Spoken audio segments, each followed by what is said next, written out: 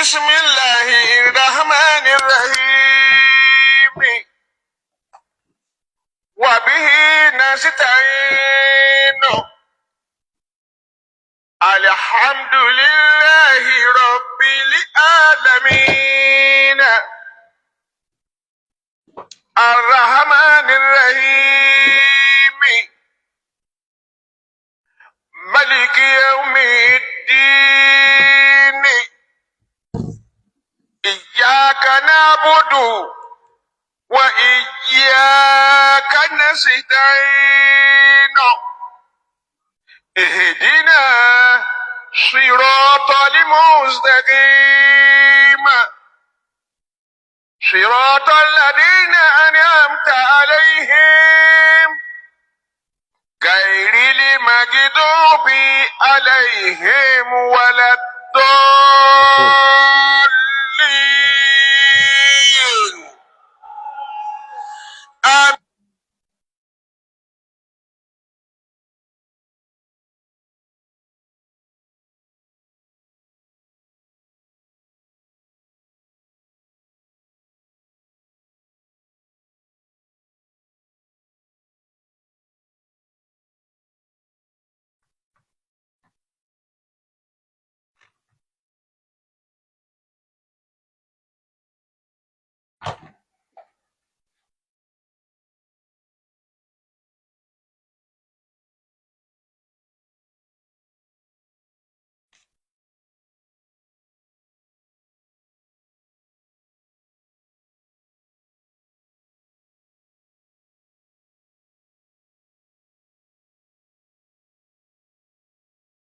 بسم الله الرحمن الرحيم.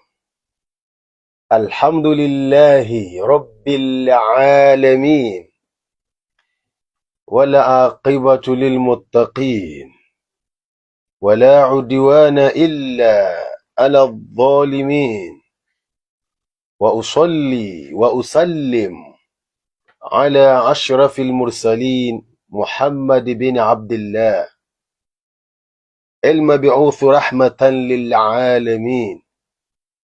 اللهم صل وسلم وبارك عليه وعلى آله وصحبه وعلى من اتبع سنته إلى يوم لا ينفع مال ولا بنون إلا من أتى الله بقلب سليم.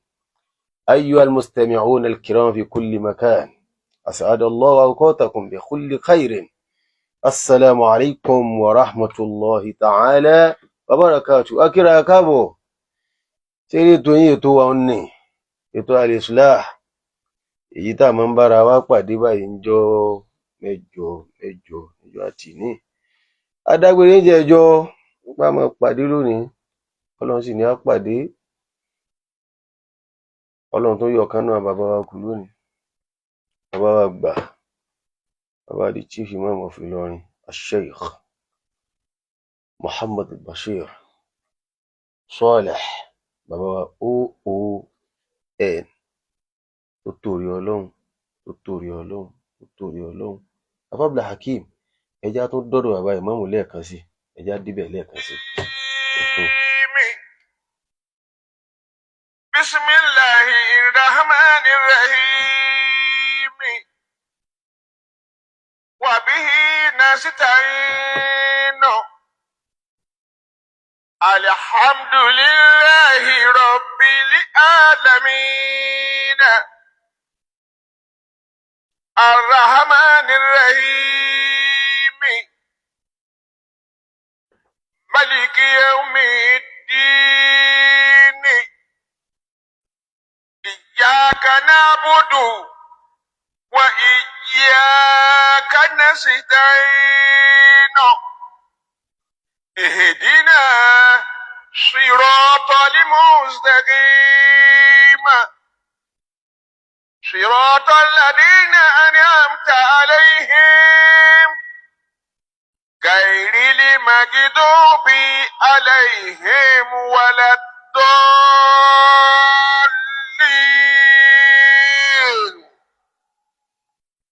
آمين. آمين. الله أكبر. bàbá ìmáàmù wá bisawtin jadid, wọ́n gbé nǹkan wa wá àmọ́ wọ́n gbé wá ni wọn ò gbé lọ o. ọlọmọsà bá kí àbá ìmáàmù àgbà bàbá wa bá lọrin ṣéhù wallahu ya'simuka minan nasi la takhafu darakan wala takhsha wala hawla wala quwwata illa billahil aliyyil azim. bàbá ẹ kú rọ́jú la ilaha illallah.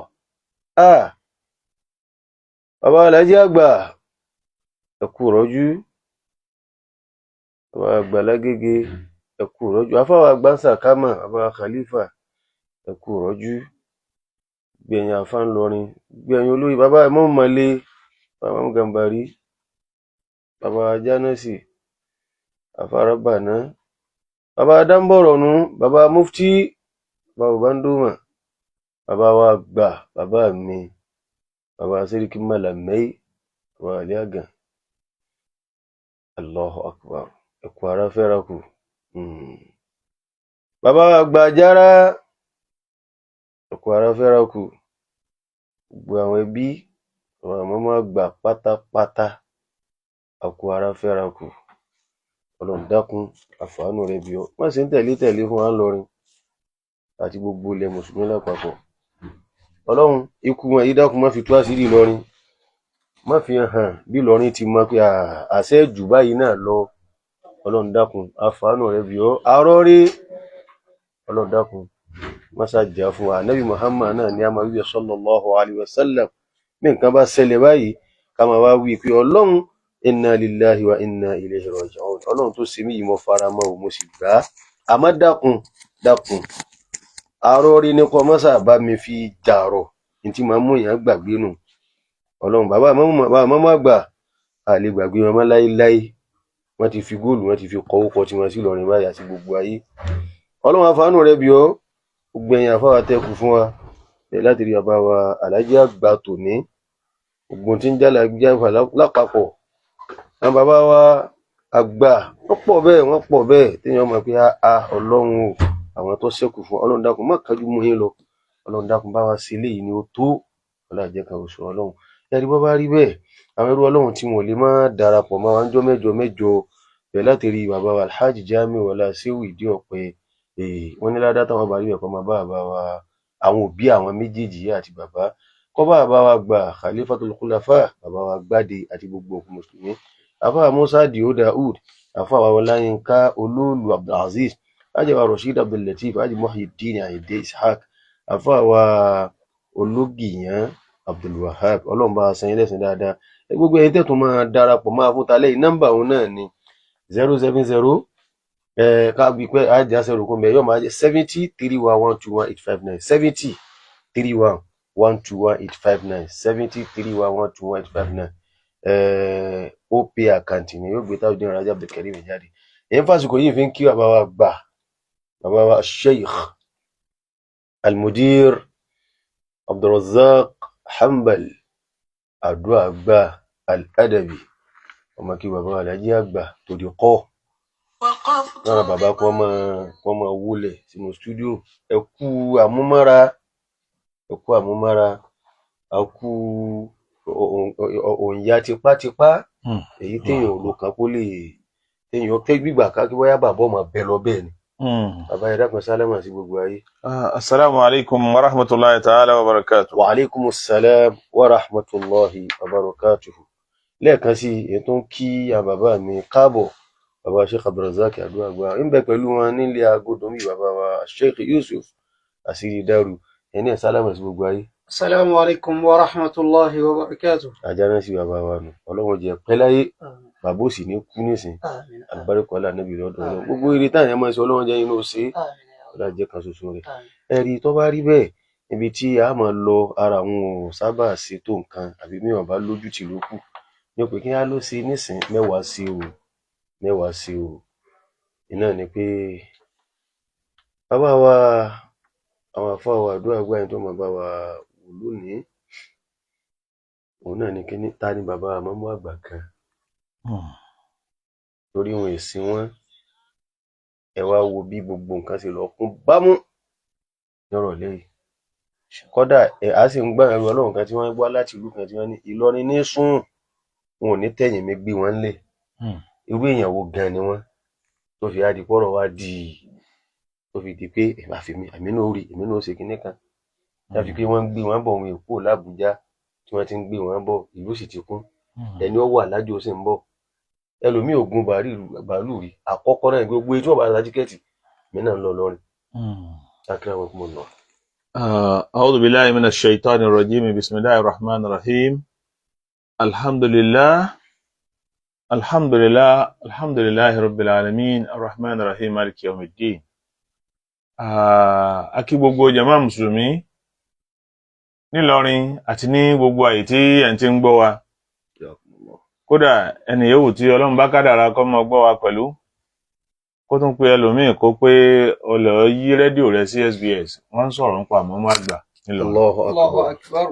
Nítorí pé mi ò mọ̀ bóyá rédíò kan tí wà tó sì rí àdáṣe ètò fún wọn ṣe báyìí yàtọ̀ sí iléeṣẹ́ SBS tó jẹ́ pé lórí ètò Al-Islah ètí àfáwà Tajudeen Ọmọlẹ́yìn ń darí rẹ̀ ni wọ́n ti wá wò pé alẹ́ tòní ká dedicate ẹ̀ fún kíní lọ náà ìlú ara ìlú ọ̀yá, inú ìlú dùn, ṣùgbọ́n nígbà tí Ọlọ́run fúnra ara ẹ̀ ti pa wá láṣẹ. A'udhu billahi minash shaitanir rajim. Bismillahir rahmanir rahim. Alladhina idha asabatuhum musibatun qalu inna lillahi wa inna ilayhi raji'un. A'udhu billahi minash shaitanir rajim. Bismillahir rahmanir rahim. وبه نستعين رب زدني علما الذين إذا أصابتهم مصيبة قالوا إنا لله وإنا إليه راجعون. Bá ti wà lórí rédíò SBS lálẹ́ yìí, tó bá ti pé lọ́dọ̀ àwọn míì ni wọ́n ní kódà aṣọ dúdú làwọn wọ̀ báyìí, nítorí pé òun ni aṣọ ìbànújẹ́. Nítorí pé bàbá Màmá àgbà Maulana Fadilatu Sheikh Muhammad al-Bashir bin Muhammad Saleh Alfa Onida rahimahullahu ta'ala, tí wọ́n jẹ́ ìmáàmù Ìlọrin, ìmáàmù àgbàlú Ìlọrin ní 1983. 1983 sóní tàbá wò 2026 láwà yìí ó di 43 years inú. Allahu Akbar. Tí bàbá di imam. Allahu Akbar. Tí wọ́n bá ń sọ̀rọ̀ nípa pé bàbá wa ìmáàmù àgbà tìlú Ìlọrin tí Ọlọ́run kádàrá wípé òní tá ń sọ̀rọ̀ yìí ọjọ́ ìmọ̀ padà bọ̀ wọn, ọjọ́ papòdà wọn. Allah. Àwa bá wípé wọ́n jẹ́ ẹni tó kẹ́kọ̀ọ́ lọ́dọ̀ àwọn àgbàlagbà. Alákọ̀ọ́kọ́ náà, gbogbo wa náà láwọn tó máa ń sọ pé bàbá Màmá àgbà. Èmi máa fi kíní kan ṣe àdúrà fún wọn. Wípé nínú gbígbà fún tí Ọlọ́run bá gbà fún wọn. Gbogbo àwọn títí máa jẹ ìmáàmù Fúlàní ni wọ́n máa pè wọ́n. Àwọn nìkan lọ́lọ́run kádàrá wípé lákọ́bù ìmáàmù àgbà lọ́lọ́run lọ́tẹ̀ mọ́ wọn lá. Allahu Akbar. Gbogbo ẹni tí máa jẹ wọn ta tani Ìmáàmù Fúlàní nísìnyí, lágbájá ni Ìmáàmù Fúlàní, tani Ìmáàmù Fúlàní àná, tani Ìmáàmù Fúlàní ìjẹta, tani Ìmáàmù Fúlàní ìjẹrin, Ìmáàmù Fúlàní ni wọ́n máa wí.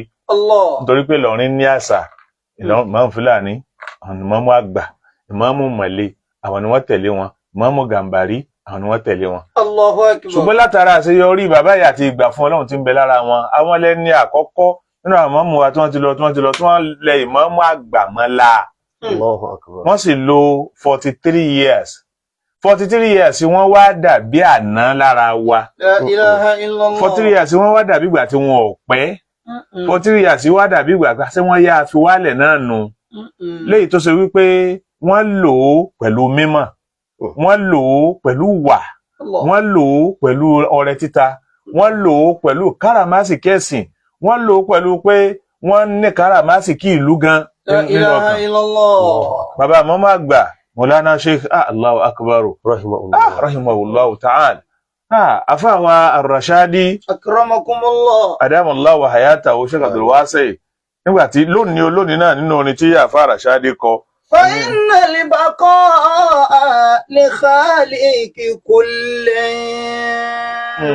وليس سواه من الخالق باقي.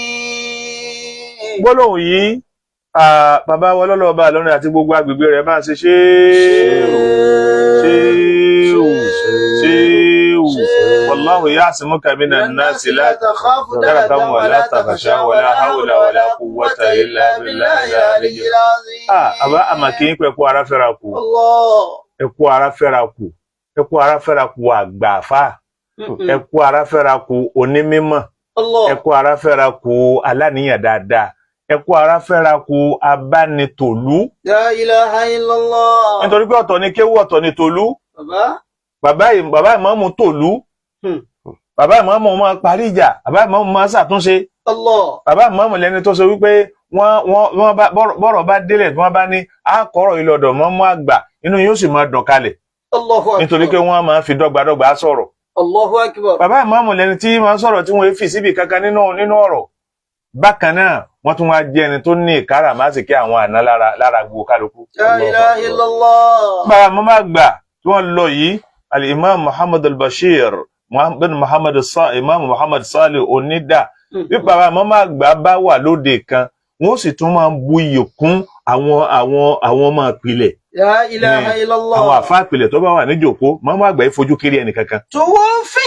حقا إمام إلهي La ilaha illallah. إمام أجل بشير سباكي. Afá Abdulwasi Rashadi ayára ọlọ́run bá sàlékún àlùbáríkà rẹ̀ ẹ̀rí nínú orin tó sáré kọ lónìí mo kàn sáré wo pé gbàtí ètò yìí tá a fẹ́ ṣe ìdárò a fẹ́ kí bàbá wọ bá lọ́rin. أكرمكم الله. فإن Wallahi. البقاء Eh. فإن البقاء لخالق كل. Wọ́n ní bàbá mọ́mú àgbà tí wọ́n lọ yìí wọ́n bí wọn ní 1950 sóní wọ́n ń já sí pé wọ́n pé 75 years ni wọ́n fàyè lẹ̀ الله ẹni ó kò láyé ní 75 years yìí sọ méèké ṣùgbọ́n ìwúlò wọn lọ́pọ̀ الله أكبر. afọmọlẹ́yìn akramakumullah. èyí tẹ́ ẹ̀ máa ké fún wa pé kọ́dí máa tàkọ́ òun fà máa tájí mọ̀kárí wà á ṣàkọ́mù ọ̀hún fi náà sí àmúwàsì 75 years yìí sọdún kékeré lóòótọ́ wọ́n kéwú lọ́dọ̀ àwọn tó bí wọn báwọn àgbàlagbà bá ti bá ńlọrin ni téyìn kéèyàn kéwú lọ́dọ̀ àwọn tó bí yàn wọ́n kéwú lọ́dọ̀ àwọn tó bí wọn kódà nínú tíra nabdatu anhayati wọn tá a bá wo inú mọ̀jálà tí Ahmadu Rahmatul Adabiya máa ṣe ní èyí tá a máa ṣe ní lọ́dọọdún títí 2021 èyí tí mo mú lọ́wọ́ yìí ibẹ̀ ni nabdatu tarikhiya bẹ́ẹ̀ náà mo wá ní ọ̀pọ̀lọpọ̀ tíra wa kọ̀ǹfàmù rẹ̀ bẹ́ẹ̀ tí gbogbo ìtàn tí mo bá sọ ní àyín àfà èyí tí bàbá mọ́mù fúnra ara wọn fọwọ́ sí fúnra ara wọn lójú ayé àwọn ká bẹ́ẹ̀ lórí lóòótọ́ nítorí bí wọ́n ti rìn nínú ìgbésí ayé wọn láti Sókótó wọ́n fi dé Lọrin láti Lọrin wọ́n sọ̀kalẹ̀ sí Tẹ̀lẹ́pà láti Tẹ̀lẹ́pà wọ́n sọ̀kalẹ̀ sí Bàbókù. Allahu Akbar. Tọ́ bàbá màmá àgbà tí wọ́n tọ́lọ̀ wá kádàrá pé àsìkò bímọ àbọ̀ wọn yìí wọ́n tó wọ́n ká Al-Qur'ani lọ́dọ̀ bàbá tó bí wọn. Allahu Akbar. wọ́n sì parí Al-Qur'ani wọn. Tọ́ bákan náà ta'allama al-imam عند أخيه الشقيق الشيخ سعد الدين بن الإمام صالح الفلاني مبادئ العلوم الدينية wọ́n wá bọ́ sọ́dọ̀ ẹ̀gbọ́n wọn tó jẹ́ ọmọ ìyá wọn ẹ̀gbọ́n wọn àgbà wọ́n kéwú lọ́dọ̀ wọn níbẹ̀ ni wọ́n ti bẹ̀rẹ̀ kéwú pàmò kéwú gẹ́gẹ́ bí àṣà wa nílọrin àní tí ń ké túmọ̀ tó ò ṣeun. fún mọ̀tàlá mọ́tà عند الشيخ أبي بكر محمد الأول Sakama lẹ́yìn náà bàbá wa lọ kéwú lọ́dọ̀ àfa gbà ń Sakama àfáàgbà níjẹ ta ní Sakama rahimahullahu ta'ala kama talaqa min Sheikh Musa Eléré ẹ̀rí alánàmú bẹ́ẹ̀ náà ni bàbá tún lọ lè kí ó lọ́dọ̀ àfáàgbà bàbá wa gbà lálánàmú bàbá wa Sheikh Musa Eléré lálánàmú tí wọ́n kú ní 1988 الله أكبر. وجميع هذه الرحلات العلمية السابق ذكرها وقع خلال سنة 1963 to 1971. gbogbo ìrìn àjò tá à ń wí yìí láàrin 1963 sí 1971 wọ́n kéwú ní ọ̀dọ̀ àwọn tó bí wọn, wọ́n kéwú lọ́dọ̀ àwọn bàbá wa tí wọ́n jẹ́ ẹ̀gbọ́n wọn Sheikh Sa'aduddin bin Imam Salih Al-Fulani. Bákan náà wọ́n kéwú lọ́dọ̀ àfáà àgbà Sakama, wọ́n kéwú lọ́dọ̀ bàbá wa gbà bàbá wa Sheikh Musa Eléré ní Alánàmú. الله أكبر. nígbà láti 1963 títí di 1971. نعم. وفي نفس العام قدر الله التحاقه بمعهد إيلوري الديني الأزهري تحت مظلة مؤسسه فضيلة الشيخ الدكتور محمد كمال الدين حبيب الله بن موسى الأدبي. nígbà tí wọ́n parí tí wọ́n kéwú lọ́dọ̀ àwọn àgbàlagbà yìí kéwú lọ́dọ̀ àwọn àgbàlagbà yìí kéwú lọ́dọ̀ àwọn àgbàlagbà yìí ni wọ́n ṣe wá wo Mádùl Azhari ti bàbá wa Alhaji àgbà رحمه الله تعالى. rahimahullahu ta'ala. wọ́n wá Azhari lọ́dọ̀ bàbá wa Azhari lọ́dọ̀ Alhaji àgbà níjọ́ náà lọ́hùn. kódà nínú tí bàbá máa fi ṣe kinní tí wọ́n sọ lẹ́nu ara wọn ni wípé anna ba'da talamizihi yani talamiz al-mahad yujiduna at-takalluma bil-arabiyya al-fusha wa hadha sabab iltihaqi bil-mahad. Allahu akbar. pé gbogbo àwọn tó bá ti lọ bẹ̀ wọ́n máa gbọ́ Lárúbáwá, gbogbo àwọn tó máa lọ lé kéwù wọ́n máa gbọ́ Lárúbáwá, gbogbo àwọn tí ń lọ lé kéwù Alhaji àgbà wọ́n máa gbọ́ Lárúbáwá. Lárúbáwá gangan ni tó kọ́kọ́ jẹ wọ́n lógún pé gbogbo ẹni wọ́n bá lọ bẹ̀ ṣe gbọ́ Lárúbáwá. الله. láì lọlẹ̀ Lárúbáwá. láì lọ lé Lárúbáwá. ẹ̀rí wọ́n wá that is 1974. torí pé tá a máa ń sọ pé Ìmáàmù àgbà nílọrin ọ̀nà tí wọ́n gbà kéwú ọ̀nà tí wọ́n gbà kẹ́kọ̀ọ́ ẹ̀rí ìmọ̀ bí a ṣe lè júwe wọn nípa ìmọ̀. pàápàá jùlọ wọ́n dá láhán tí dídá láhán náà pọ̀. máàdì ń túmọ̀ sí pé wọ́n wá kéwú lọ́dọ̀ àwọn àgbàlagbà nínú ilé, wọ́n dá láhán ti ilé, wọ́n wá lọ ké nílé kéwú tí Lárúbáwá ti ń kọ́ wọn. nítorí pé Mádùdín Al-Azhari tá à ń wí yìí Lárúbáwá ní ń kọ́ wọn ń bẹ̀. so wọ́n ké lọ́dọ̀ àwọn àgbàlagbà nílé, wọ́n tún wá lọ ké ní Mádùdín Al-Azhari tí Lárúbáwá ti tún kọ́ wọn, abájọ tí wọ́n fi dá láhán báwọn. توفي حقا إمام إيلوري تحت مظلة مؤسسه إمام أجل ládé Alhaji àgbà. بشير سباكي. gbogbo olóyè ọba Ìlọrin àmọ́ kì í pé ẹkú rọ́jú. الله. gbogbo olóyè ọba Ìlọrin akínyìn lábẹ́ láti bàbá Balógun àgbà èèkà gbogbo Balógun bàbá dé àpẹ́ akínyìn àti gbogbo ẹ̀yin bàbá wa Mágàjí الله أكبر. akínyìn pé ẹkú aráfẹ́rakù bàbá Ìmáàmù àgbà.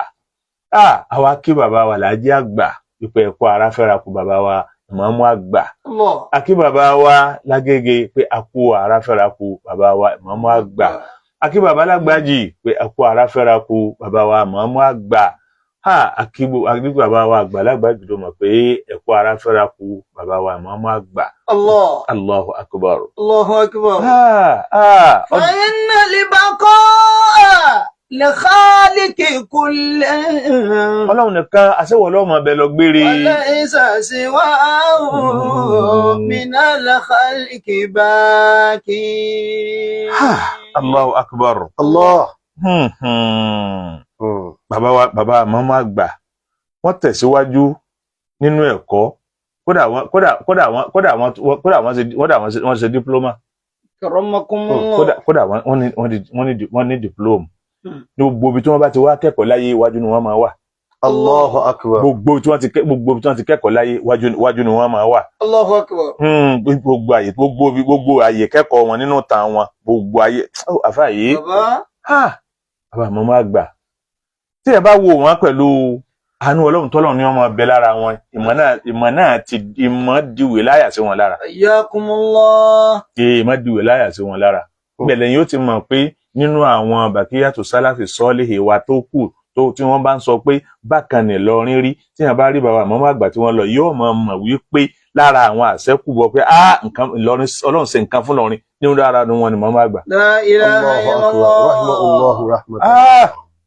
wọ́n di ìmáàmù ẹ̀rí ìfẹ́ nítorí àsìkò orí rédíò láwà kìí ṣe lẹ́lẹ̀. نعم. wọ́n di ìmáàmù 1983.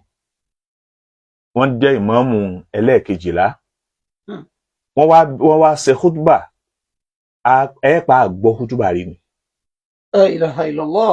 Ní kàyìnkàyìn lọ̀rọ̀ tó dọ̀rọ̀ pé ẹja fẹ́ máa gbọ́ tùbà khutba torí pé à ń gbádùn khutba yìí ní tí khutba yìí fi wá ń dùn mọ́ wa lóhùn bá gbọ́ tùmọ̀ ẹ̀ náà yóò máa dùn mọ́ wa. Allahu akbar. Yóò àjẹ́ pé yóò máa dùn mọ́ wa torí pé a máa gbọ́ khutba ìmáàmù kò sí máa gbọ́ khutba ìmáàmù kò sí ní sùn yìí. Wọ́n wá dẹrù ẹ̀sìn Ọlọ́run wọ́n dì í sàn wọ́n dì í dáadáa. La ilaha illallah. Nítorí pé báwo bá tiẹ̀ yàní àwọn àgbàlagbà tàná àbá mọ́mọ́ àgbà tàná mọ́mọ́ àgbà jẹta mọ́mọ́ àgbà jẹrin gbogbo wọn ló ní mímọ̀. Akramakumullah. Àmọ́ àwa bá pé àṣẹ́kùbọ̀ wọn ni bàbá Muhammad Bashir.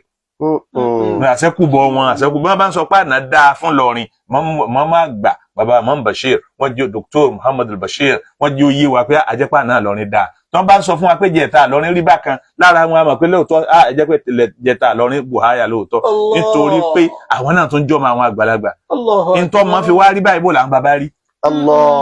Ara ṣáráfù tí ń bẹ lára wọn tá a fi máa wò wọ́n wá di wìláyà sí wọn láà. La ilaha illallah. Wọ́n mọ kọ̀ǹtró kéwú tẹ́ rí pé èyí àgbọ́yé nìyí kìí ṣe wíkúwì.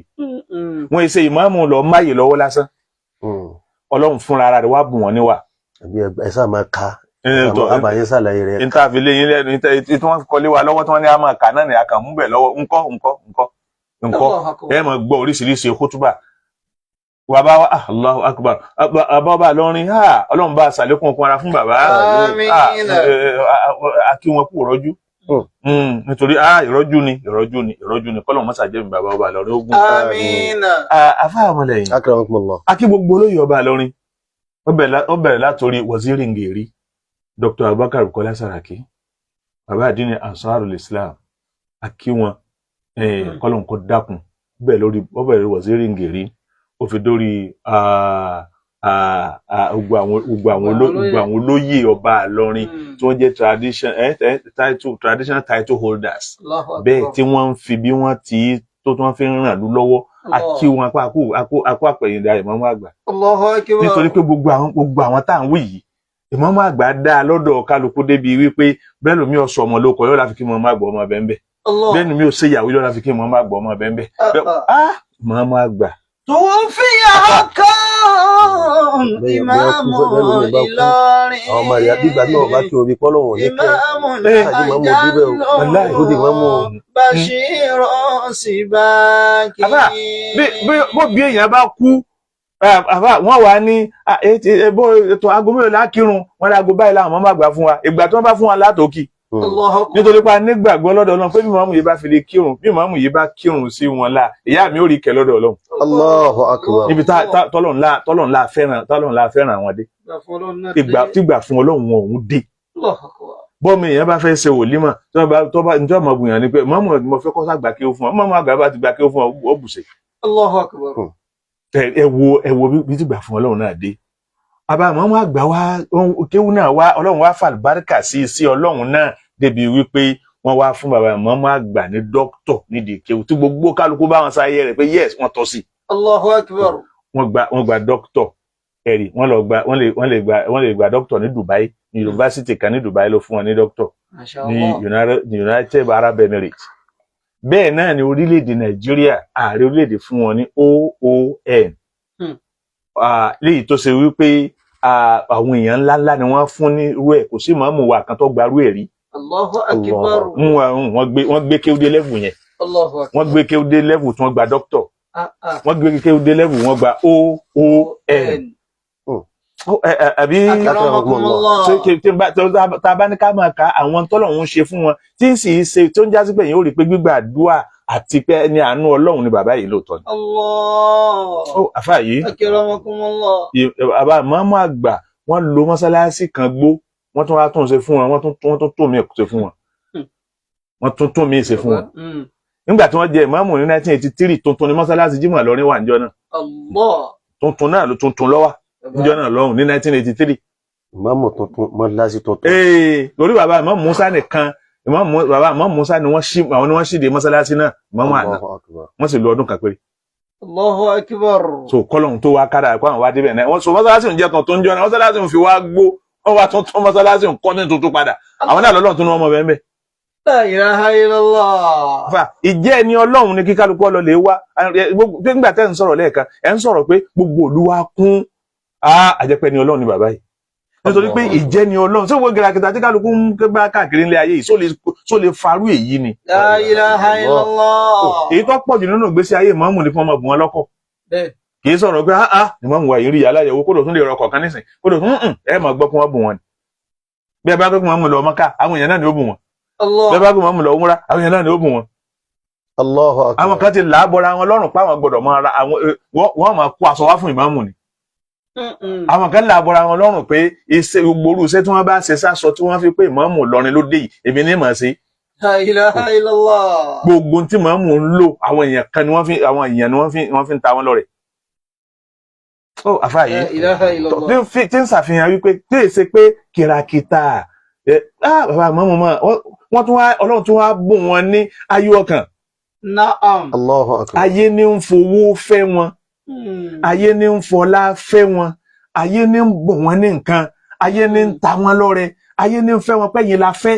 Allahu akbar. gbogbo àdúgbò tí wọ́n bá dé tí wọ́n bá ní wọ́n fẹ́ ṣe yìgì ni wọ́n ṣe ní o wọ́n ṣe wọ̀límọ̀ ní o wọ́n ṣe fìdáwù wọ́n ṣe kinní kan ní o fúnra ara àwọn tí ń bẹ lóde ni wọ́n ná owó pé mọ́mú àgbà ní ń bẹ lóde yìí táwọn mọ́mú àdúgbò òbí ò lè parú ẹ̀. La ilaha illallah. kì í ṣe pé bóyá mọ́mú àgbà dénú yóò mọ̀ pé a mówó wá ẹ̀ẹ́kàn déwájú mọ́mú àgbà náà lọ́kàn máa yí 10 rẹ padà sí 100 ọkàn déwájú mọ́mú àgbà lọ́mọ yí 20 rẹ padà sí 200 fúnra yín náà lọ́mọ wò wípé tí mo fẹ́ filẹ̀ wájú mọ́mú àgbà yóò yé mi. Allahu akbar. àfáà yìí èmi ò náà dákun dóná mi ò ríru ọlọ́run báwọn rí fa kò sí rú ọlọ́run wàláhì kò sí rú ọlọ́run nítorí pé àwọn kankan nínú ìṣẹ̀mí wọn àti ìgbésí ayé wọn tọ̀ bẹ́ẹ̀ bá wà lọ́dọ̀ mọ́mù tẹ́ bá ṣàdúrà mọ́mù tó fún yín lówó wọn làwọ̀ kẹ bẹ́ẹ̀ bá dọ́dọ̀ wọn fún yín lówó. Ayakumullah. a lọ bẹ̀ ń jọ kan gbà wá prógrámù wa tá a máa ń ṣe ní Zumura.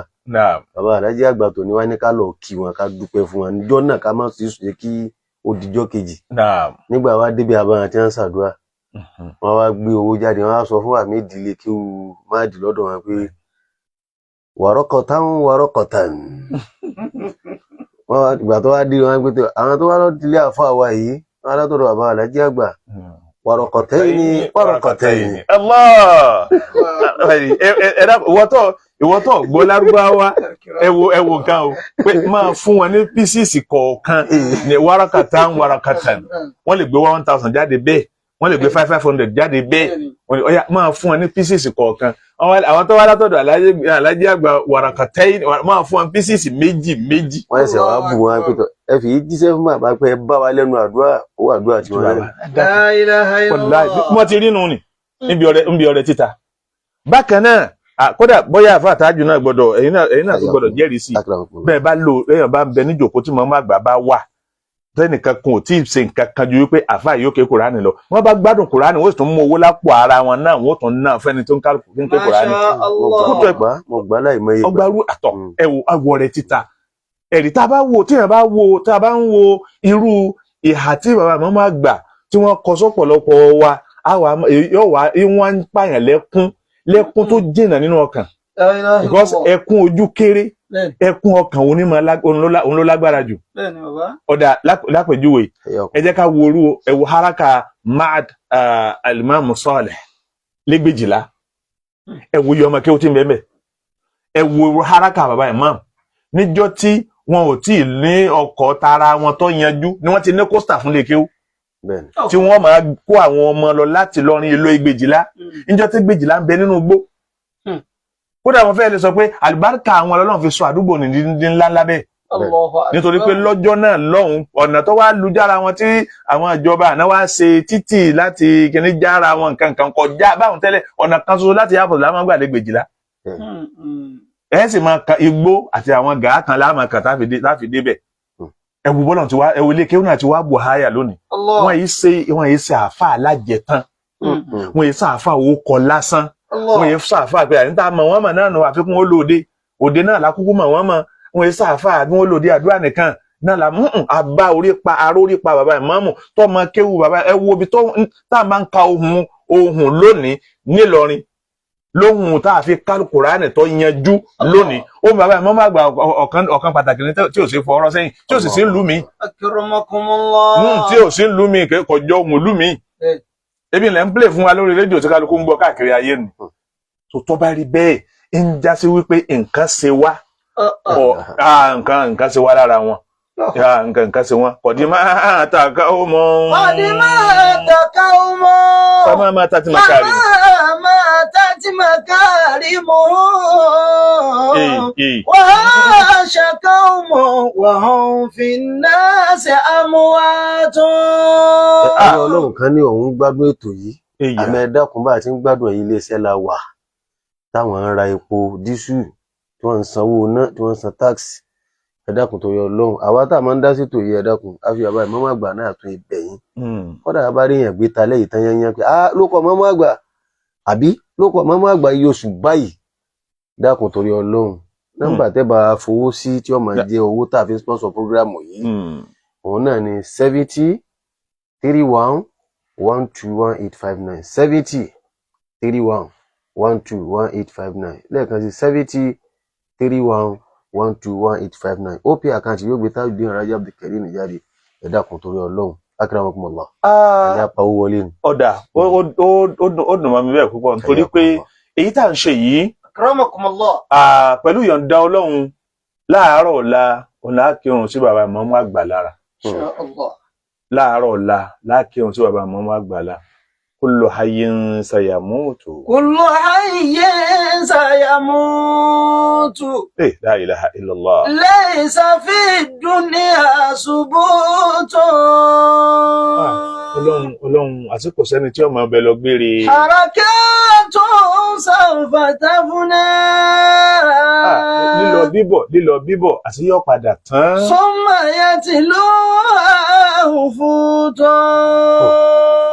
Níjọ́ ní tí bàbá mọ́mọ́ lọ Mọ́kà tí wọ́n lọ Mọ́kà kan tí wọ́n lọ ìkànnì tí wọ́n dé gbogbo ọmọ kí wá kó bàdí wọn lọ lè pàdé wọn lónìí tá a lọ lè pàdé wọn gbọ́lọ́jọ́ ni wọ́n ṣe sínú pósí la lọ pàdé lónìí. Kullu hayyin sayamutu. Bàbá tá a máa gbé òní ò bá ń kírun sí ìyá mi la àwọn máa gbà ti dé àwọn ni ó kírun sí wọn la á wàá kírun sáwọn náà la láàárọ̀ ọ̀la. Kullu hayyin sayamutu. Gbogbo wa pé bíbà àmọ́ akàn mọ́ má gbàlá ń retí àmọ́ má gbàlá ń retí kódà ní retí bóyá wọ́n ní bùkátà tara wọn àbí wọ́n fẹ́ sinmi àbí wọ́n fẹ́ ṣe kankan àmọ́ pa wọn là ń retí táàtún máa bínú pé mọ́ má gbò èdè ẹ má wulẹ̀ bínú mọ́ má gbà náà lọ lọ́la. Kullu hayyin sayamutu laysa fi dunya subutun. Àfọ̀mọlẹ́yìn gbogbo ẹni tí bá ń gbọ́ prógráàmù yìí kódà tó bá ṣe wípé kódà tó bá yẹ kó 1000 lọ bá ní tó bá yẹ kó 1000 lèèyàn bá ní ó yẹ kó san sápò àkáǹtì tẹ̀ ń wí. Allahu akbar. Ṣọmọ lo SBS. Èyí tí ó lo àpò SBS fún pé ẹ̀ ti ń dákọ̀ mọ́ má gbà. Kódè mi tí ń sọ̀rọ̀ yìí mo bá ọ̀rọ̀ wọ́n fi ṣe kinní nísìnyí èmi náà ò fowó síbẹ̀. Nítorí reason ó nídìí tó pọ̀. Ayyakumullah. Àwọn kan mẹ́rin sí wọn mọ̀ nísìnyí wọ́n sọ pé mọ́mọ́ àgbà kú ẹgbọ́ bẹ́ẹ̀ ni ẹgbọ́ bẹ́ẹ̀ kọ́ ètò yìí ọmọ làwọn lọ́yẹ̀ pé mọ́mọ́ àgbà kú lóòótọ́ nílọrin. Ìmọ̀mọ́ àgbà kú lọrin lóòótọ́ ń gbọ́ wọn ni wọ́n ti sìnkú wọn ni wọ́n ti sin wọn kódà gbọ́ lórí rédíò SBS lórí ètò Al-Islah pé pẹ̀lú ògo Ọlọ́run lẹ́ àárọ̀ la wọn láago 10 wọ́n sì mọ́mọ́ àgbà lọrin. Ó ṣe wá láǹfààní àbí ó ṣe wá láǹfààní? Ó ṣe wá láǹfààní. Bákan náà nínú àǹfààní mi ò wá mọ̀ kí báwọn ni bàbá òun rí kódà níjọ́ kan náà mo bá wọn pàdé ní kinní èmi mọ̀ pé báwọn ni bàbá òun rí kódà ìmọ̀ pé léèké wọn bẹ lẹ́gbẹ̀jìlá kódà ìmọ̀ pé bàbá òun nímọ̀ tó bá wọn kódà ìmọ̀ pé bàbá òun ṣe kinní kan àǹfààní nìyí tá a rí lára wọn. Bẹ́ẹ̀ wá ní àwọn ọmọ kéwù bàbá mọ́mọ́ àgbà yìí tí wọ́n káàkiri ayé wọ́n ń bẹ bẹ́ẹ̀ léríṣiríṣi àwọn àyè lẹ́kọ̀ọ́ wọ́n ń bẹ bẹ́ẹ̀ kódà nínú èyí tó súnmọ́ wa ń tòsítòsí míṣẹ́nà Kọ̀ríbù nílọrin bíi nílọrin wa lẹ́kọ̀ọ́ta àbí Sheikh Abdulsalam ẹ̀rí inú àwọn àgbà ọmọ kí bàbá mọ́mọ́ àgbà ni wọ́n wà. Akí àwọn náà akí Sheikh Abdulsalam bàbá Lánàmú àti gbogbo tíjọ́ ọmọ kí mọ́mọ́ àgbà pátákárí ayé akíyín àfáàwà Sàádálà lẹ́kọ̀ọ́ Alimamu Sàádálà akíyín àfáàwà Abdulgani Alfulani akíyín àti gbogbo tíjọ́ ọmọ kí mọ́mọ́ àgbà pátápátá ẹ̀rí bẹ́ẹ̀ bá ń gbọ́ bẹ́ẹ̀ bá ń gbẹ́tò yìí ara yóò sì máa bù má sọ bẹ́ẹ̀ bá lówó yóò sì máa fi sápò SBS. La ilaha illallah. Afa kullu hayyin sayamutu laysa fi dunya subuta. Afa ẹni tí wọ́n gbé òkú síwájú tó yẹ pọ̀ ní ọ̀wá dúró tó òkú táwọn wà tó lẹ́yìn rẹ̀ wọ́n wá di lọ́la nísìn wọ́n wá gbá wọn náà síwájú. Allah. Ìmáàmù míì ní ọ̀wá kírun. La ilaha illallah. La ilaha illallah. Lọ́la tọ̀la yìí ọlọ́run fojú máa rí mọ́ wa o wọ́n wá gbé ìmáàmù àgbà náà wọ́n tẹ́ ìmáàmù àgbà náà ìmáàmù àgbà lọ́rin wọ́n wá tẹ́ wọn síwájú ìmáàmù míì ní ọ̀wá kírun yóò wá já sí pé ìrun àkímọ́ la ilaha illallah. Harakatu sawfa tafuna summa yatluha khufutun. Àbá mọ́ máa gbà ẹsẹ̀ ẹ̀kọ́ Salamu laysa yahlu ba'dahu illa sukutu. Bẹ́ẹ̀ bá ń bẹ lọ́dọ̀ yín níjọ́ míì ẹ máa sọ̀rọ̀ nígbà tí ikú yìí kọ̀la. Àṣẹ gbogbo ọjọ́ tẹ̀ ń ti sọ pé ikú súnmọ́ àṣekè tí ì súnmọ́ ọwá dòdòdó báyìí. Ayyo asadiru kulili aina dhaka lijabarutu. Kéèyàn máa bọ̀ kílẹ̀ ọmọ ọ̀rọ̀ àsọlọ́run nílẹ̀ ní tí í bùn àmọ́ bílẹ̀ tó kọ́ rọ́rọ́rọ́ tó wọ́n bá dásìkò kan ilẹ̀ òní ọ̀rọ̀ mọ́ ilẹ̀ ó sinmi. Wọ́n tàbá ti bú àlànà tí kì í fa máa sùnmọ́tò. Àmídìwá nílé kéwú bàbá wa Sheikh Muhammad Saleh ẹ̀rì ní lẹ́gbẹ̀jìlá akí àmìdì àti gbogbo àfáàlẹ́ kéwú pátá àkó aráfẹ́ra kù bàbá tí ó dágbére fún wa tí wọ́n fi wálẹ̀.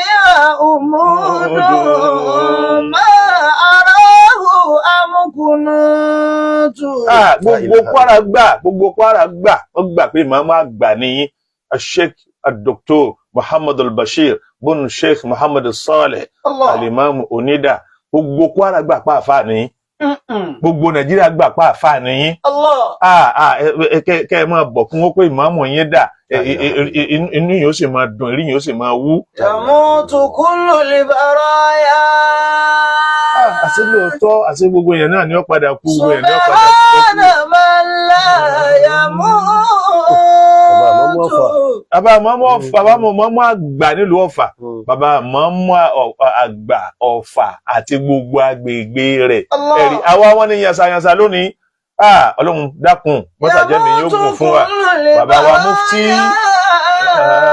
Subhana man la yamutu. bàbá wa mufti àgbà fún Emirates Ọlọ́run jẹ́ mi yóò gùn ẹkú ara fẹ́ra kù bàbá wa Malami Ubandoma ẹkú ara fẹ́ra kù bàbá mi àgbà Sẹ́ríkì Malami ẹ̀rí tó ń tàgbàlagbà ara láti kálà sáré tán ni bàbá ti jókòó wọ́n ti jókòó nílé bàbá ọba lọ́run pé wọ́n gbé màmú bọ̀ wọ́n gbé màmú bọ̀. Ghufranu rabbi alayka al-bashiru. Ọbẹ̀ látorí bàbá wa àgbà bàbá wa Alkali Kuranga ní Adábàtà olórí gbogbo ọmọ kíwà dàbíyà pátápátá akínyín ẹ̀kú aráfẹ́ra kò mọ́mọ́ àgbà. Bidari naimi wa khairi rifaqi. Bàbá wa àgbà Khalifa Àjàrà bàbá wa Shehu Sharafuddin Àjàrà bàbá ẹ̀kú àsẹ̀yìndè mọ́mọ́ àgbà nílọrin. Bidari naimi wa khairi rifaqi. Gbogbo Kàdíríyà pátá ẹ̀kú àsẹ̀yìndè mọ́mọ́ àgbà gbogbo tí ń jẹ́ Tìjàníyà pátá ẹ̀kú àsẹ̀yìndè mọ́mọ́ àgbà nílọrin. Ghufranu rabbi. Bàbá àgbàlagbàjì àti gbogbo Makondoro yányán Zumratul Mu'mini ẹ̀kú aráfẹ́ra kù bàbá wa mọ́mọ́ àgbà nílọrin. Àfà ẹ̀rù ṣe ní báyàn téèyàn bá ru àwọn ọjọ́ kan kéèyàn òróró àwọn ọjọ́ yìí àwọn Yorùbá máa ń pòwe kan wọ́n ní erin kú màgúdú fi jẹ ẹ̀fọn kú màgúdú fi jẹ màgúdú lọ́wọ́ á kú yìí o ọkàn ni tí ó jẹ màgúdú. La ilaha illallah. Àfọ̀mọ́lẹ̀ yìí kí ni wọ́n pè màgúdú rí. Gẹ́gẹ́ bí ọmọ èké. Ṣé ọmọ lóòótọ́? Ọ̀dà ìsásùn ni wọ́n pè bẹ́ẹ̀.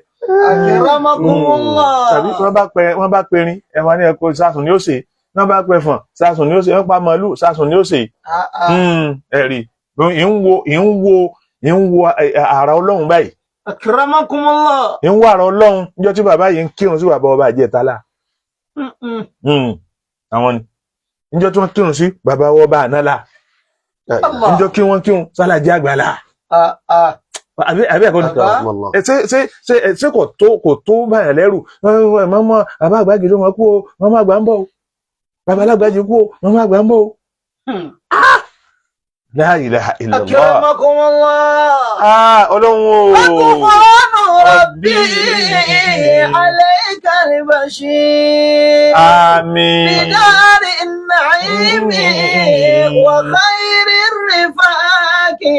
Àmín. Bidari an-na'imi wa khayri ar-rifaqi. Allahu akbar. Ibi tá a rò kàpá bá yín Ọlọ́run jẹ́ bá yín bẹ̀rẹ̀ bá mọ́mọ́ àgbà.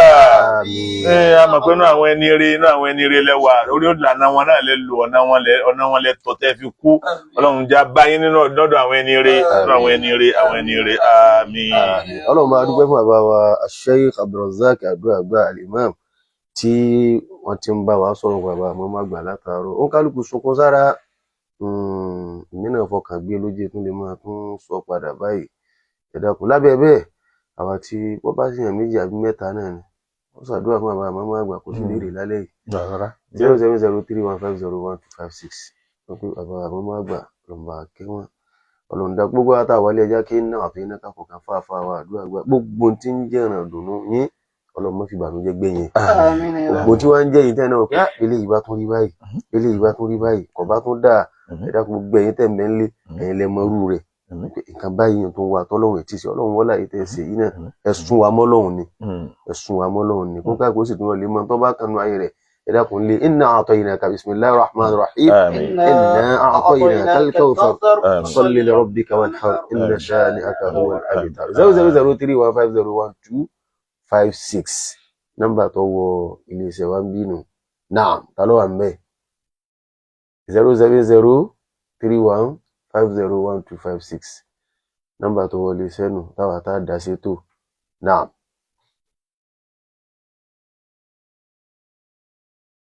ń jára wọn ni ọjà kan èyí wọn náà tó já wọn náà padà 070. Salamu alaikum. Ó tún já wọn náà ọjà wọn náà. Àbáwọn yẹn ti sunkún lọ ní. Tọ́ bàbá rí bẹ́ẹ̀ Ọlọ́run àfàánù rẹ̀ bí ọ́. Fóònù náà ń dárò ni. ń dárò ni. Fóònù náà ń dárò ni. Allahu akbar. Akramakumullah. Nígbà tí Ọlọ́run ọ̀kà kọ́lẹ̀ kíkọlù ọ́ wọlé mọ́ yìí ẹ máa ń kọ́ wa ẹnu yín láti gbọ́ kí fatashabbahu in lam takunu mithlahum inna at-tashabbuha bir-rijali falahu ẹ dákun kẹ́lẹ́ gbà wá náà mọ́ràn gbogbo ayé lápapọ̀ ká máa fi dágbére.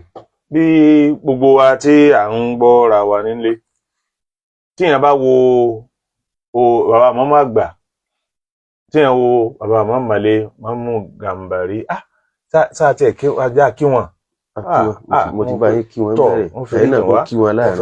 wọ́n foríjìn wá bàbá mọ́mọ́ Màlé Ọlọ́run bá ṣàlékún pàrọ̀ àtàláfíà ara fún ẹ̀kọ́ àtẹ̀mọ́ra bàbá wa Mọ́mú Gàmbàrí ẹ̀kọ́ àtẹ̀mọ́ra bàbá wa Jánásì ẹ̀kọ́ àtẹ̀mọ́ra àfa àràbànà ẹ̀kọ́ àtẹ̀mọ́ra làdáni mọ́mọ́ àgbà àfa àwa jẹunko àti gbogbo tí ń jẹ́jọ mọ́mọ́ àgbà dókítọ̀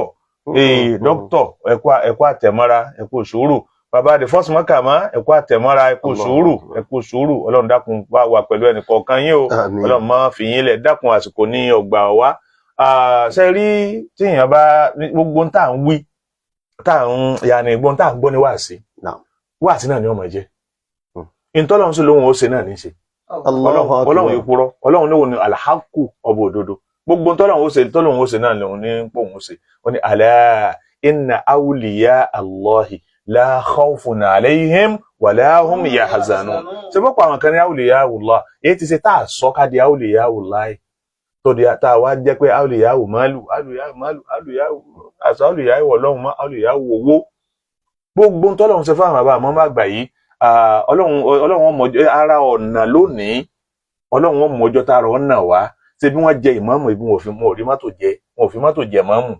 La ilaha illallah. ó ní ìgbà tí wọ́n fi ń yá wọn mọ́tò bàbá àlùbáríkà tí máa yá wọn mọ́tò ọlọ́run jálù kìí àmọ́ dáa fún bàbá náà yìí ní dákọ lórí afẹ́fẹ́ bàbá tí máa gbé mọ́tò rẹ̀ kalẹ̀ tí wọ́n lò lọ́dún kẹ́ni lọ́dún kejì lọ́dún kẹta tó yẹ pé tí wọ́n bá ń lò dé òun ọkọ rẹ̀ ni wọ́n gbé lọ. wọn ò fọ àwa Bàràjẹ́. wọn kódà kò hàn nínú òṣèṣì wọn ọ̀kan nù. ẹlẹ́ẹ̀kejì nínú ìṣẹ̀mí wọn ò bẹ̀rẹ̀ gbésí ayé wọn kí wọ́n máa pè wọ́n lóde báyìí wọn ò bẹ̀rẹ̀ gbésí ayé wọn kí wọ́n máa pè wọ́n lóde báyìí kẹsì pé èèyàn wà pé èèyàn bá ti dì mọ́mọ́ àgbà lọ́la ni wọ́n máa pè yàn àwọn náà kọ́kọ́ wọn ò bẹ̀rẹ̀ gbésí ayé wọn kó ṣe pé gbogbo èèyàn náà máa pè wọ́n. àfọ̀mọ́lẹ̀ yẹn gbọ́bá ilé ti bẹ̀rẹ̀ gbésí ayé kọ́ wọn ò tó bá rí bẹ́ẹ̀ kálukú wa ká ṣe wọ̀ ká máa retí Ọlọ́run ń bọ̀ tó bá sì lóhun ń bọ̀ yóò kúkú dé. Allahu akbar alábẹ́ kí bá ń bọ̀ yóò dé òun a máa dágbére pé wassalamu alaikum wa rahmatullahi wa barakatuhu.